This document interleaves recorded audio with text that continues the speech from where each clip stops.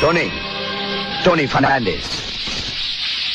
बचपन में कहानी सुनी थी कि मोहल्ले के सारे चूहों ने इकट्ठे होकर फैसला किया कि बिल्ली के गले में घंटी बांध दी जाए, ताकि जब भी बिल्ली हमें से किसी को खाने आए तो घंटी की आवाज सुनकर हम छिप जाएं। फैसला तो अच्छा था, लेकिन सवाल यह था कि घंटी बांधेगा। अरे इससे अच्छा तो गाली दे लेते, मुंह पे जूता मार लेते मास्टर जी। कीमत की बात करते वो भी जावर से। अरे जावर दोस्त है मास्टर जी, सौदागर नहीं।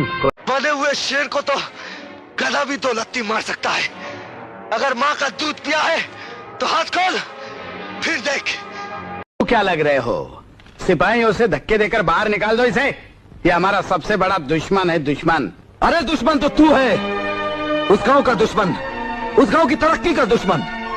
क्या कसूर है उस गांव का? उस गांव ने इलेक्शन में तुझे वोट नहीं दिया, यही कसूर है ना?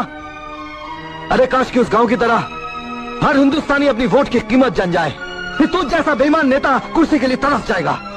फिर सत्य का राज होगा, सत्य की सरकार होगी और एक नया हिंदुस्तान